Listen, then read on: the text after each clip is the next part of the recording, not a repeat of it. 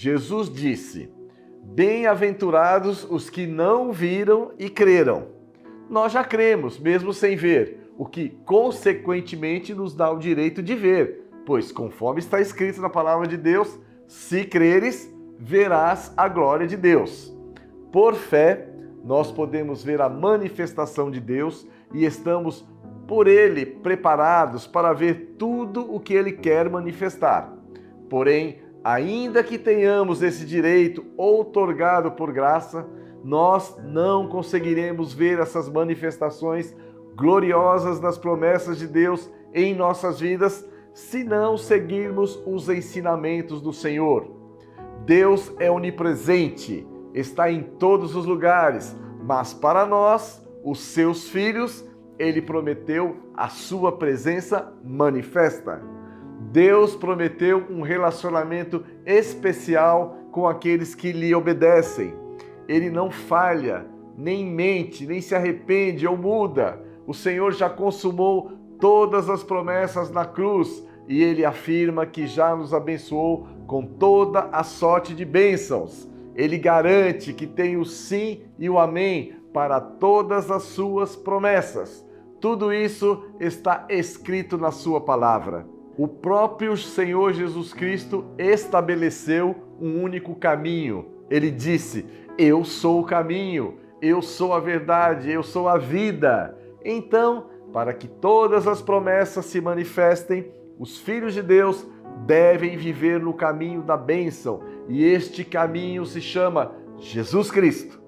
Algumas pessoas que começam a conhecer a graça de Deus e a entender que essa graça é um favor imerecido, que não requer sacrifícios, nem é baseada em ordenanças humanas, pensam que podem fazer o que bem entendem nas suas vidas, porque a bênção já está garantida e se manifestará de qualquer jeito, porque não é por merecimento e sim por graça.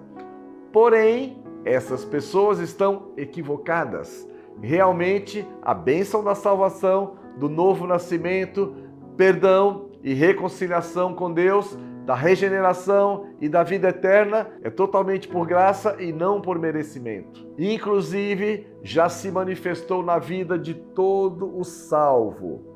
No entanto, preste atenção, o desfrutar do pacto da graça, o viver a graça no dia a dia, o reinar em vida, consiste no cumprimento de regras de Deus. Sim, logicamente, não baseada na lei mosaica que já foi extinta, nem em sacrifícios ou obras da carne, mas sim em princípios espirituais que regem, que norteiam a vida dos cristãos nesta terra. São essas premissas que garantem a manifestação das promessas da nossa herança em Cristo Jesus.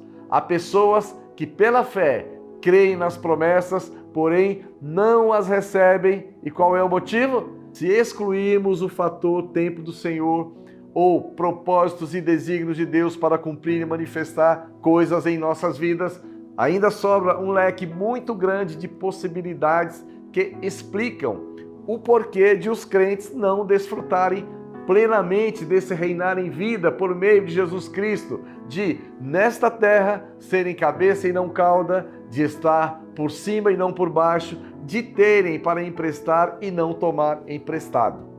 Qual é a porcentagem de crentes hoje no mundo que tem para emprestar e não tomar emprestado? Pense comigo, o Senhor quer nos chamar a atenção para alguns aspectos desse pacto da graça de Deus. O que diz respeito ao Senhor já foi feito, já foi consumado por Ele. Os princípios dele foram estabelecidos por Ele mesmo. E a nós? O que nós estamos fazendo aqui? Se não houvesse necessidade de conhecer o caminho e aprender a andar nesse caminho, de se portar de determinada maneira, qual a serventia da Bíblia? Qual a finalidade das cartas do apóstolo Paulo? Por que crescer na graça e no conhecimento se ele já fez tudo e eu não perco a salvação? Afinal, sou regenerado, o meu nome está no livro da vida, de onde ninguém pode apagá-lo, não ficarei na terra quando Jesus voltar, não passarei pela tribulação. Por que então crescer na graça e no conhecimento de Jesus Cristo? Porque em Oséias 4:6, que nós recentemente lemos no nosso desafio Next 2024, que é o de mais uma vez lermos a Bíblia Sagrada em apenas 6 meses, porque nessa passagem a Bíblia diz: o meu povo está sendo destruído porque lhe falta o conhecimento? Ora, nós somos o povo de Deus. Que destruição é essa? Não é uma destruição para ir para o inferno ou para mudar aquilo que Jesus já manifestou em relação à nossa salvação. Essa destruição é a vida nesta terra, é a destruição de muitos sonhos no tocante à família, à saúde, projetos, realizações da vida profissional, casamento, ministério, etc. Precisamos nos atentar, pois a afirmação de que a graça é toda pronta e não precisamos fazer nada não é correta.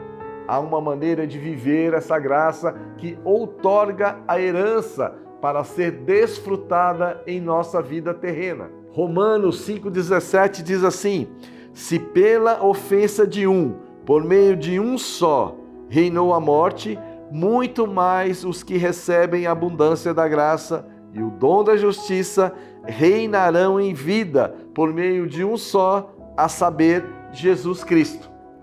Se Jesus Cristo está na sua e na minha vida, Ele quer que nós reinemos em vida. Porém, para que isso aconteça, Ele estabeleceu regras espirituais que não são pesadas, conforme diz a sua palavra lá na primeira carta de João. Os seus mandamentos não são penosos. Essa é a graça leve e suave, porém jamais irresponsável, como querem e dizem alguns. Por isso, é tão importante entendermos a mensagem preciosa que explica que estar em Cristo não é simplesmente ser salvo por Jesus, mas sim caminhar na verdade, vivendo o Evangelho da graça de Deus. Isso quer dizer que você recebeu a palavra e a misturou com fé, creu, portanto está limpo, obra graciosa da salvação que já se manifestou. No entanto, Jesus ainda recomenda.